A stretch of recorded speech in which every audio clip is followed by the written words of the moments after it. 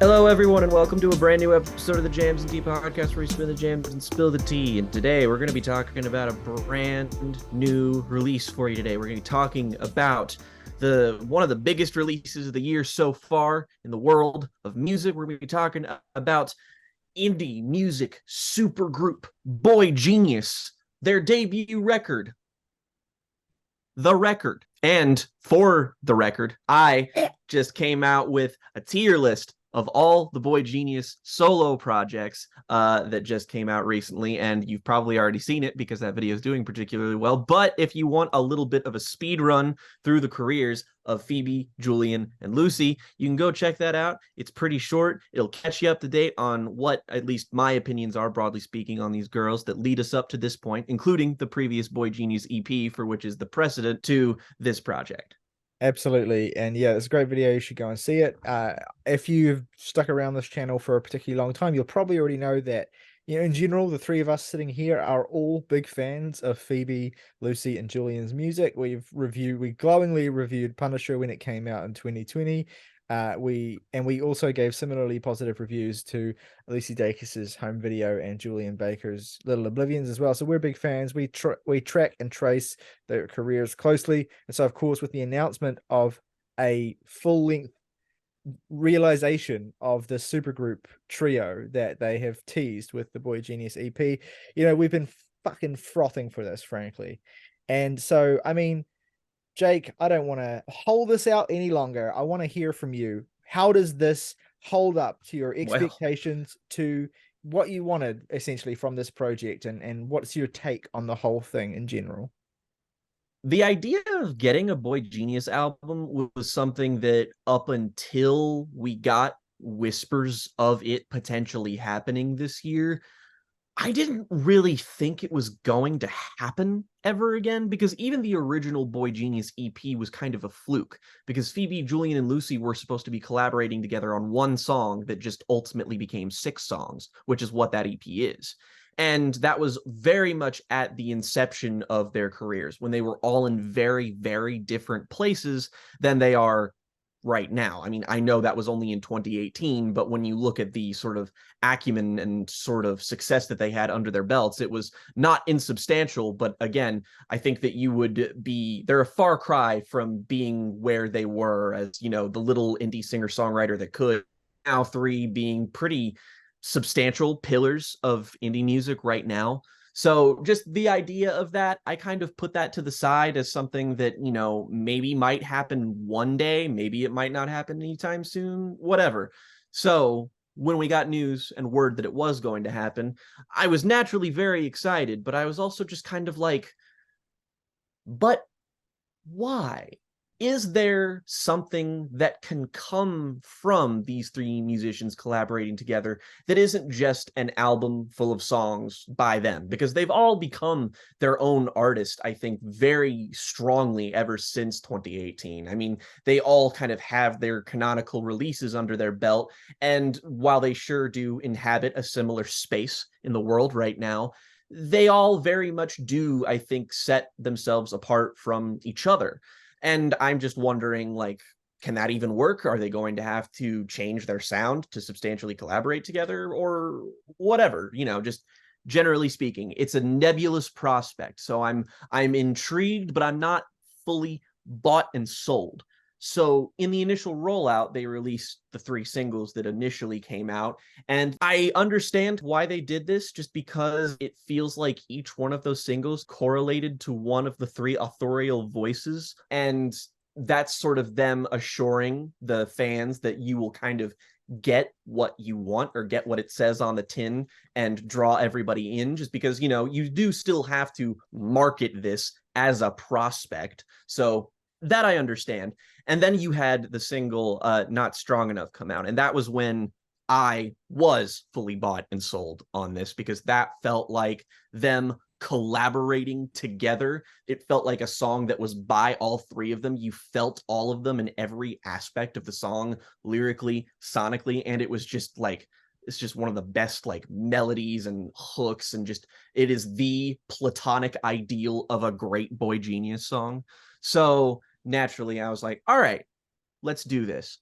And something that I want to keep in mind in the build up to this is that there's been a kind of push from all three of the girls into how they've been seen over the years and the way that they've kind of been unfairly pigeonholed. And I feel like these three are not alone in their desire to push back against how they've been labeled. I feel like Mitski, for example, has also pushed back against this particular label as being seen as the archetypical indie sad girl, this sort of corner that people and music press tend to put them in and kind of reduce their art and reduce them to a very specific thing. And I feel like they never really asked for that, especially when they're so blanketly personal. When you reduce them to that kind of archetype, it's inherently very reductive, and I can see why that would be very frustrating. And in attempts to sort of grow themselves as artists, like Julien, for example, when she went to Little Oblivions, where she, really upped her sonic ambition and really laid herself bare, that album got a relatively muted reception compared to her earlier stuff, which again, more neatly slotted into that cultural space that was just more neatly designed. And so I feel like there is a desire from the three of these girls to not only push back against these labels, but to more fully and wholly embody themselves as artists and as a collective. And that's kind of what they do on the record, is that they embrace themselves and they embrace the sort of communion of sisterhood, the communion of friendship, in that I kind of understand why this is being received the way it is, which is generally speaking warmly, but from a lot of people, there is some push against it. I feel like I've seen just as many positive takes as I have negative or ambivalent takes about it. And I don't want to lend either side more credence. And I just kind of want to discuss what they're doing instead of that, just because I find that conversation very frustrating. But when you go to them, I feel like the Boygenius record gives you something very different than what their solo records have given you before. Because again, broadly speaking, it is positive. It is a very affirming release. It is about, again, sisterhood. It's about joy. I mean, there are sure moments of darkness and sadness that they do touch upon just because that's part of the holistic human experience. But I feel like there are probably more than half of the songs on here are far more emotionally complicated than people might give them credit for. And as lyricists, they combine together to be this sort of indie singer-songwriter Voltron, where I feel like the expectations that the past half decade have held for what this could possibly be has potentially unyielded some undue criticism from people, in that, they maybe expected more, expected something bigger. When what I like about this is how modest it is. What I like about this is how bare it is. It's an album that when I listen to it, it feels like the people who made it had a lot of fun. There's freedom, there's a looseness. And man, after the last couple of albums from these girls, I find that super refreshing. It's a completely different facet of their artistic trajectory. I think that maybe there's a little bit more of the energy that, say, Lucy may have conjured on home video in songs like True Blue, for example, in songs like We're in Love. That generally speaking, I feel like all three of them's presence are felt very strongly on here. And like on songs like $20, that was another single that I feel like really kind of assimilated them together artistically, very confidently.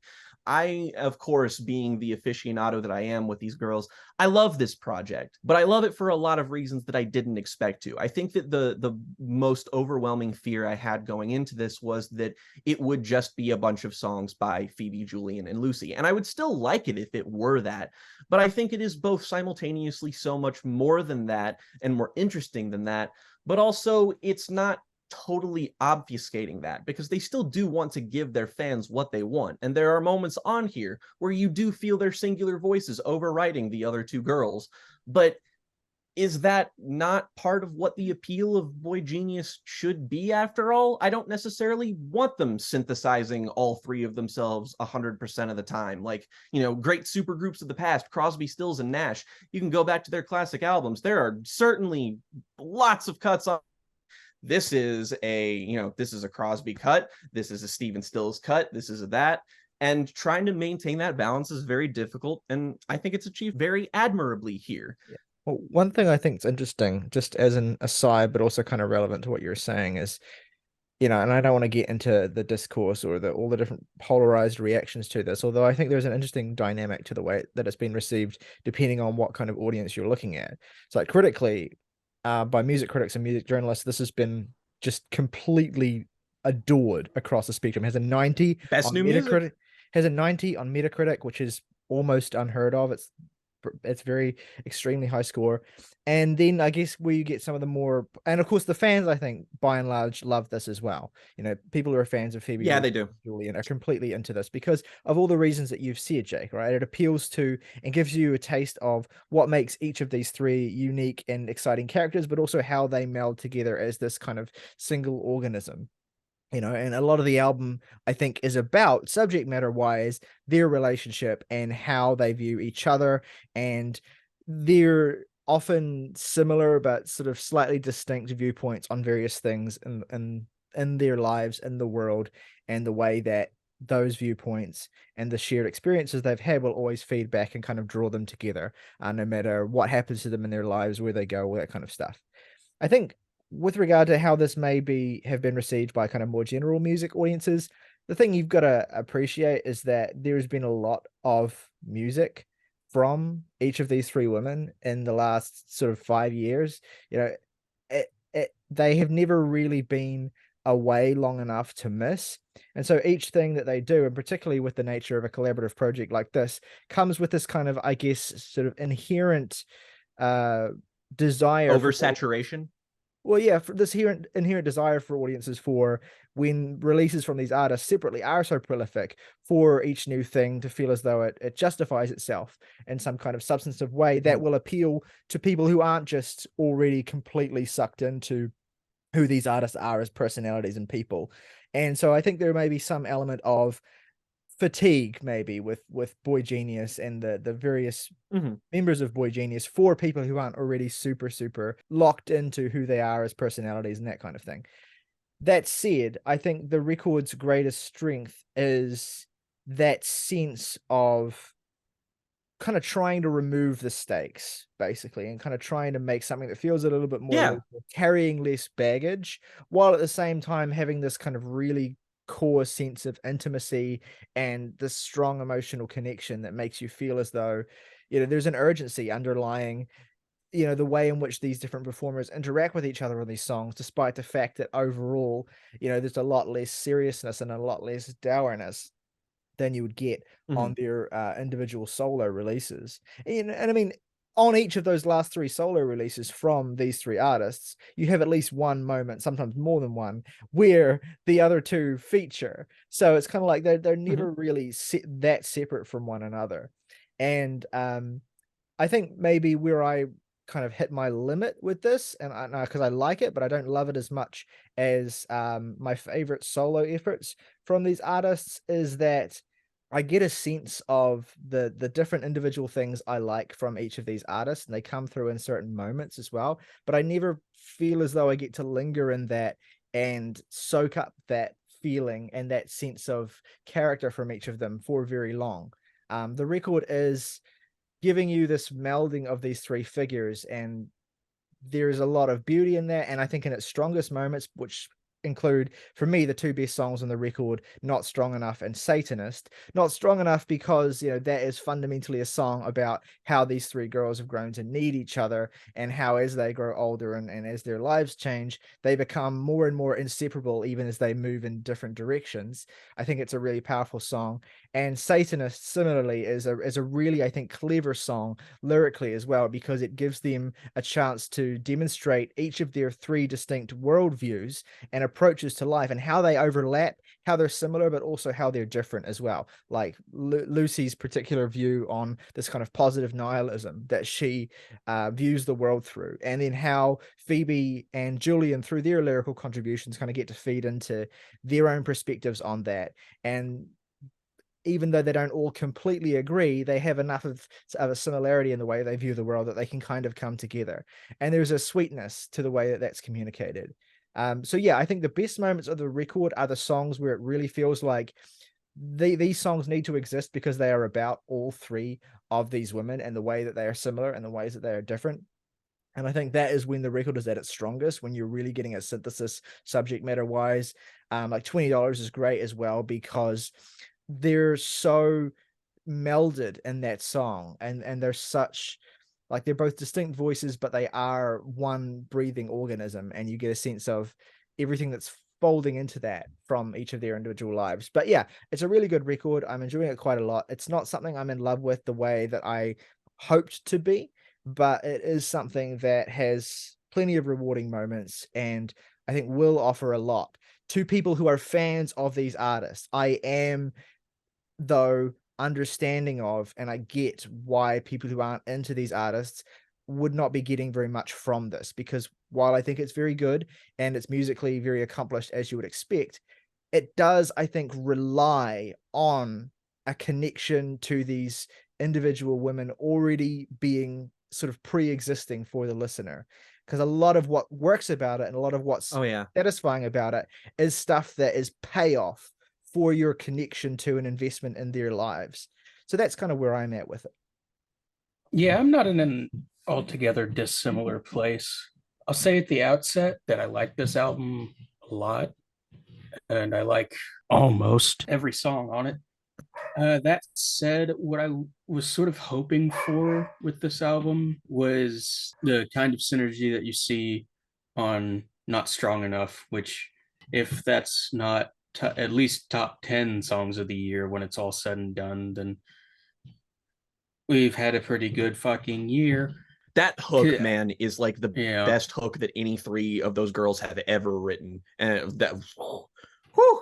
And that's the thing about that one in particular, and why I think it's both the strongest thing here, while also being deliberately made the centerpiece of the album, is that this is one of maybe 2 or 3 moments on the album that I don't think each of the individual artists here could have done on their own.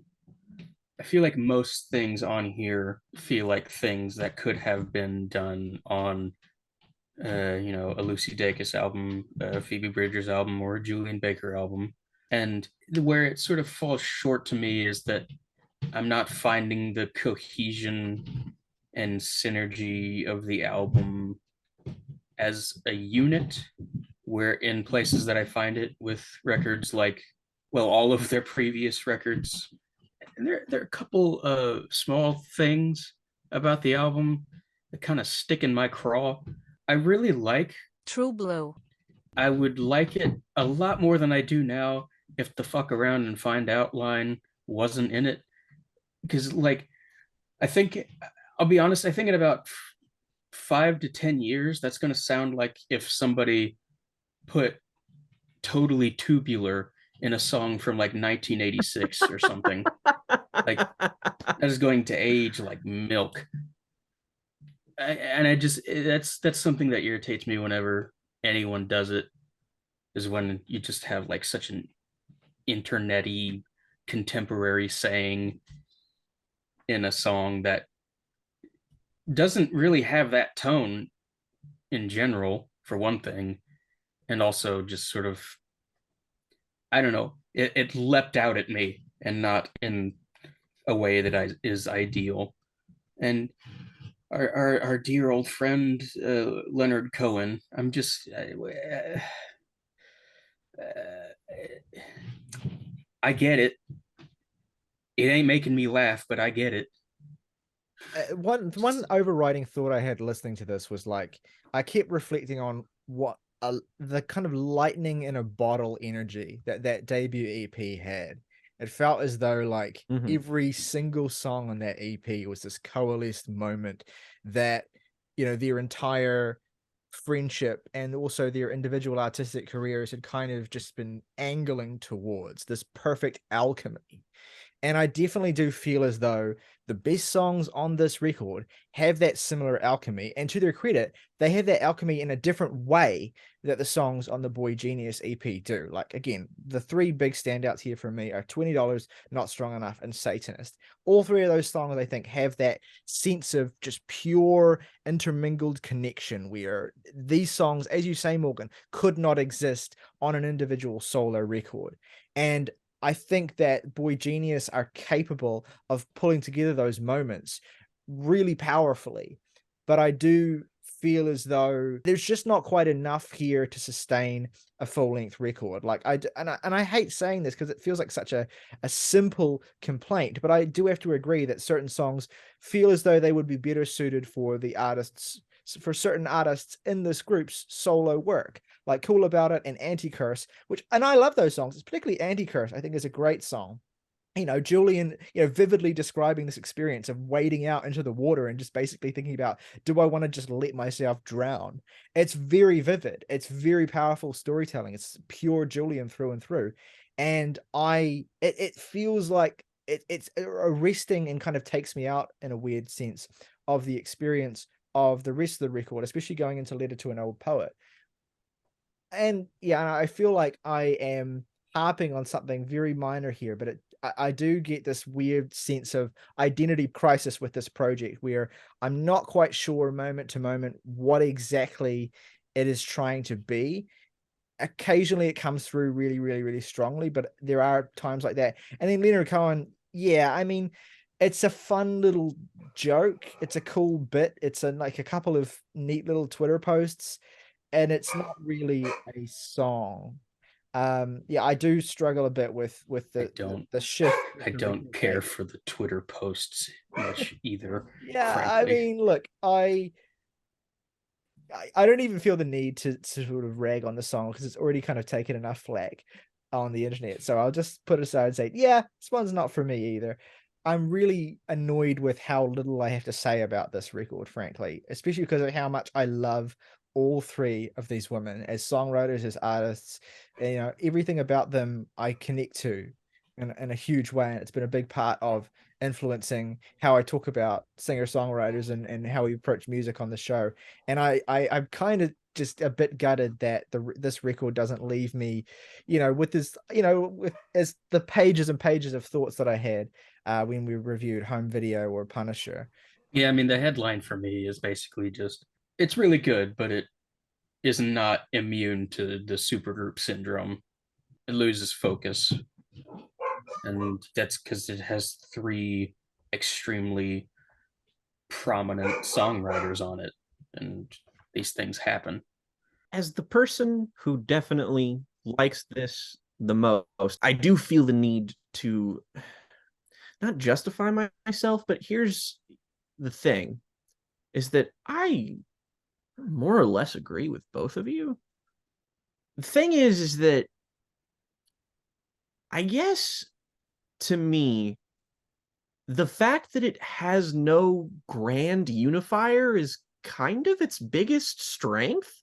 Because, like, the connections that you forge with all of these girls artistically in their solo work, like, yeah, it's their solo work. You're supposed to forge the connect. And I'm not trying to I'm not saying that this is like directed at you. I'm just saying, like, in an overall grand sense, those connections that you forge with them, I don't feel like you're supposed to do that with a Boygenius album. Like the group album, not an individual album. I feel like this is meant for a context that's far more breezy, far more casual, because, again, when I listen to something like, Home Video or Punisher or Little Oblivions, for as much as I don't want to pigeonhole these girls or those, experiences, because I love them very dearly, they put you through the ringer. I can't say that even Punisher, my favorite album of all time, that's not an album I can just turn on like at any moment just because, I know I have to sit through Chinese Satellite and I know the end and I'm probably not going to make it unscathed. But with Boygenius, this gives me something different. And that's not even something the original EP gave me, because all of the songs on the original EP are very fucking sad. Like, I don't mean to, again, not trying to pigeonhole here, but they are very tangibly difficult, thorny songs.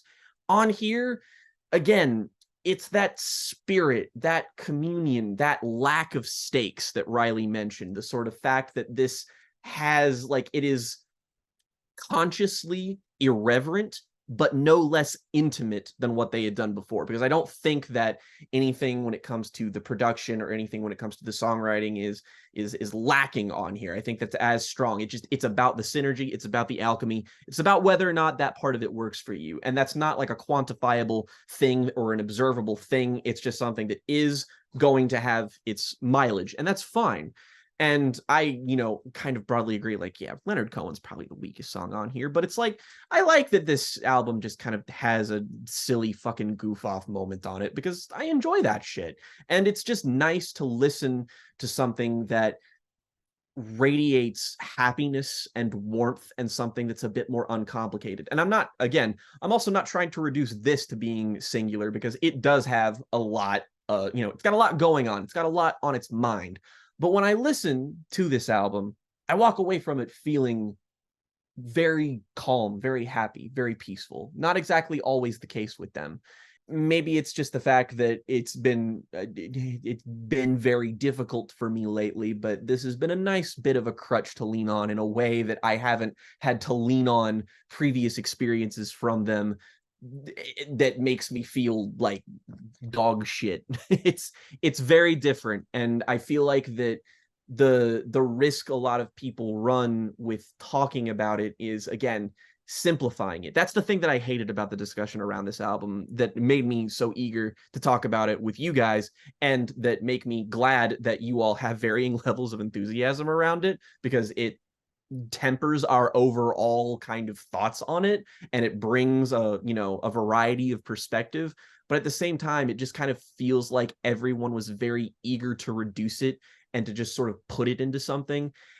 And that's like, not only do I just hate that generally, and that's why we have this podcast, but like, that's why Boygenius's music is great. It doesn't fit cleanly into any slots. It isn't. It's a complicated and messy thing made by complicated and messy people. And as a result, the end product being that feels honest in a way that I find particularly refreshing. So again, this is a project that I feel like a lot of people just sort of expected it to be all things to all people, and it has absolutely no interest in being that. And in many respects, while I don't think it's a perfect example of that idea, I respect it about as much as I possibly could as a creative decision on their part. So yeah, and like I said, I think that people who are like really in the bag for these three will get that sense of immediate satisfaction, and that sense of, like, it's because when you are connected to these artists and you connect to what they do, and you connect to each of them separately, the fact that they are this single unit, these tightly knit close friends who also make music together, gets you invested in that aspect of their artistic personalities as well, that sense of overlap, that sense of connection. yes. So this is valuable for people like us, and for people like you in particular, Jake, as a kind of like status update kind of thing. It's just the It's kind of very reliant on the canon and continuity of these artists. Like, as a standalone thing, I can't really say that this, like, other than being a good indie rock record, which I think it is, you miss a lot of what makes it great if you do not have the continuity of the EP, of the solo work, and all of that. Completely agree with that. Yeah, and I think that is just something that inherently limits its appeal and gives it a ceiling, I think, in terms of how satisfying of an artistic statement it is for me compared to some of their other work. I mean, even the Boygenius EP works in large part because it kind of exists in a vacuum. And it's a combination of that sense of necessary context, and also the sense that this maybe ponders it's and sort of carries on a little bit longer than it needs to. It's a mixture of those kinds of things that leaves me feeling, I don't want to say cold with it, because that's not really, it's too strong of a word, but just not as warm with it as I would like to be. I can't see myself revisiting this more than any of the three records they've put out prior to this, or the Boygenius EP. So that's maybe a shallow criticism, but certainly something that I do keep coming back to each time I listen to it. That's the fundamental difference here, is that this is, while I wouldn't say it's as good as any of those top tier solo efforts from them, this is easily going to be the thing from them I feel like I'm going to end up like listening to the most, just because it is the easiest thing to access with them. And so again, I think that a lot of it, how you engage with it, just sort of depends on that. For sure. I do have to wonder though how many points we can mark off a supergroup album for having a bit of a ceiling with newcomers, because it's like, Yeah, if it's you why I'm don't kind like, of not, but it's if you don't like at least one of these three artists, why are you here? Mhm. You took a left turn somewhere. Well, I mean, I think, but Why are you showing up to Infinity War if you don't care about Avengers? Like, I mean, because everyone is talking about it, it's one of the biggest albums of the year, as you said, Jake. I understand why people want to be able to get into this and why they might be struggling to. It's like this big party that you're invited to, but you don't know anyone there. And it's, I can understand that. I think it's a legitimate criticism to say that the album has a ceiling, because it relies or draws upon certain things and certain aspects of history that not everyone's going to have. And I think that the best artistic statements don't hinge on that. I think there are previous three records don't. I don't even think the Boygenius EP does. Because even the Boygenius EP, while those songs, obviously draw from their relationship and their friendship to a certain extent, I think that compared to this, those songs work a lot more without the knowledge of those three artists individually, whereas so much of this hinges so completely on these three women, their histories, their personalities, and how their connections to each other. So that's, I think, it is just, it's an attribute of what it is. I'm not saying it shouldn't be that way. I think that there is a value and even commendability in committing full-throatedly to that and just saying, okay, we are going to make something that is essentially for a particular audience and isn't necessarily going to welcome a lot of new people in, but is going to give those people who've stuck with us something satisfying and something that feels like it speaks to them directly. Yeah, and again, part of it is I think that it's just I could go with not hearing from these guys for a little while as well. Like there's a lot of music coming from them a lot of the time.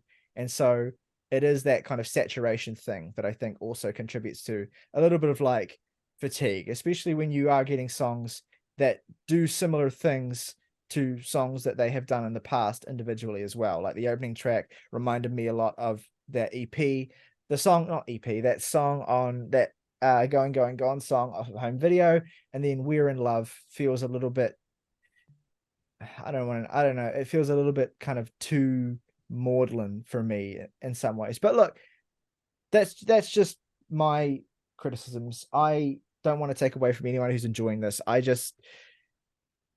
think there's some legitimacy to why a lot of people are cold on this that maybe hasn't been expressed very well, very clearly, or with very much nuance. Is all I have to say. no, I mean, you're just blanketly correct about that. I think that that's what made me so frustrated, is that I wanted to see more of, as like I want to both to appear a bit more credible and just to inform my own perspective. I just wanted to feel like I had immersed myself in the entirety of the conversation, and so much of it was reductive and so much of it was just so shallow that it was just like, you're just giving the people who legitimately have like developed thoughts a bad fucking name for all of this. Like, if you're not hot on it, you're not hot on it. Nothing's going to change that. But when it comes to it, a lot of it has to do with popularity, like when the Boygenius EP came out, did anybody think that in 5 years that Phoebe Bridgers was going to be touring with Taylor Swift? Probably fucking not. Yeah, it's funny how I guess the context has I might have affected hung this in a lot of myself. ways.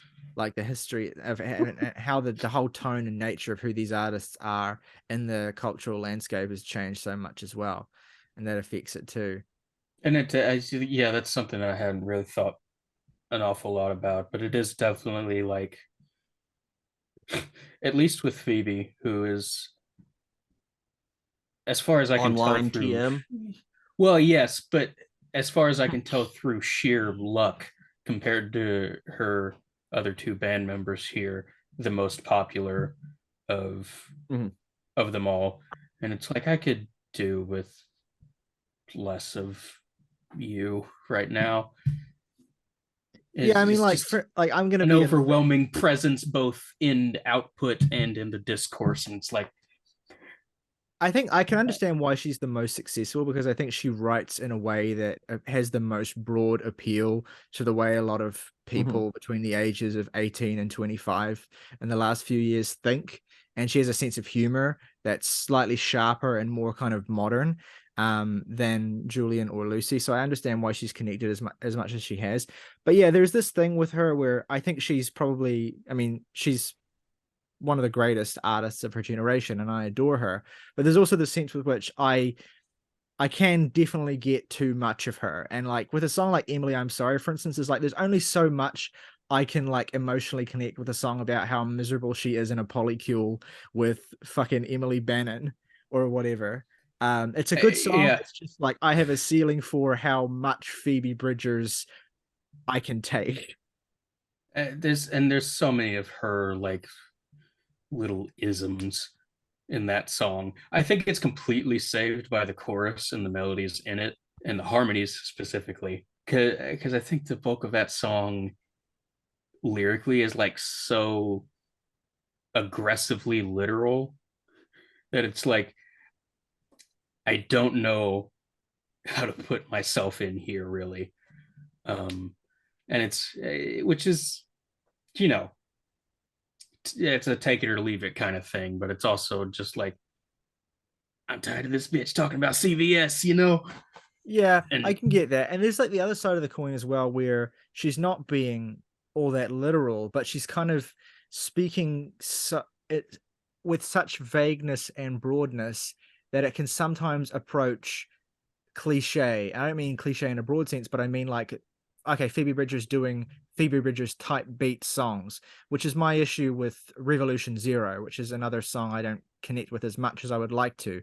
I think there's a lot about it that works on a basic standard template level, but Phoebe really is just doing a lot of Phoebe isms on this song that are fine, but there's certainly things I've heard before, and it almost feels as though she kind of gives up writing the song halfway through it. And I guess there's a point to that, but it does leave me feeling a little bit as though there's not as much grit and density and nuance in this as the best stuff from her for me. But again, I fully accept that comes part and parcel with the sense of reduced stakes that all three of them are approaching this project with. Sometimes some of the songs are just going to sound like, here's the first draft, here's what I was thinking at the time. Let's not, necessarily put as much effort or whatever into it as we might normally typically, because the whole point is to sort of just capture this moment, do this status update kind of thing, not craft this lofty artistic statement. But again, I think that Phoebe, Lucy, and Julien are really great at crafting lofty artistic statements. So I do feel a little sense of like, I some of what, okay, here's how I'll put it. A lot of what I get from this record, I could also get from like, a YouTube video where the three of them are like doing that pitchfork over under thing, or doing a fun little interview, or dropping little sound bites or whatever. Like, to me, this album has the same appeal as those little fun interview YouTube video things that they do. And that's cool. That's a very specific type of appeal, and it's nice as well to get that sense of like, let's peel it back a bit. Let's drop some of the heavy sadness and melancholy stuff and just be a little bit more irreverent. But at the same time, when I go to listen to these guys on a record in musical form, I'm kind of looking for that. I'm kind of looking for that bigger ambition. I think there wouldn't be so much friction with that if there weren't moments where like the lofty artistic statement peers through, because like that's what not strong enough is. That's why the synergy there feels so good, is that I think they're saying something specific to them that they couldn't do without each other, Mm. literally and figuratively within the song, in ways that are also like, there's a lot of ways you could read that song. I don't know. It feels like there are moments where the stakes are that high for themselves, and then there are moments where there aren't. So it's just kind of like, hey, it is what it is. Yeah, it is a bit of a like trying to have your cake and eat it too, with designing what the record is and what it wants to be. So yeah, there's strengths to that approach and there's weaknesses to that approach. Again, I think the best songs are great. They are maybe better when consumed in isolation than when consumed in the context of this record for basically the same reason that you just said, Morgan. But I just do think that this doesn't really hone into the strengths artistically of these artists as much as I would like, and that is a standard I have to uphold when I'm reviewing a record that these guys are involved in. All right, let's do our favorite tracks and ratings for Boygenius, the record. Jake, why don't you go first? All right. 3 favorite tracks. Not Strong Enough, Revolution Zero, and I'll shut out the closer just because I didn't really before. Letter to an Old Poet. I actually think that's one of the stronger moments where I think the lyricism culminates from all 3 of them in a really particularly potent way. Great way to end the album. 9 out of 10. All righty, Morgan.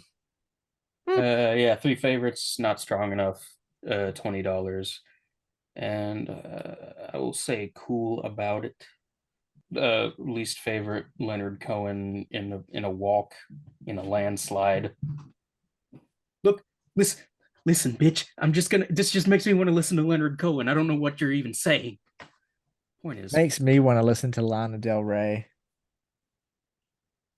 I don't even know how to decode that. Yeah, I will give this an 8 out of 10. My 3 favorite songs are $20. Not Sorry Enough, Not Strong Enough. Can't read. Not Strong Enough, and Satanist. My least favorite is Leonard Cohen, and I am going to give this a 6.5. Let us know at home what you think of the new Boygenius record, the record. Let us know how it holds up. Let us know how much you've been enjoying it. Let us know what side of the fence you fall on in terms of being closer to Jake, with you're just completely getting everything you wanted from this versus being a little bit lukewarm versus any other perspective. Want to hear from you. Want to hear what you think about it. Want to hear how you think it fits into the Boygenius canon and into your ranking of their releases. If you want to go that far as well, let us know in the comments below. Until next time, though, folks, rock over London, rock on Chicago, Visa, everywhere you want to be.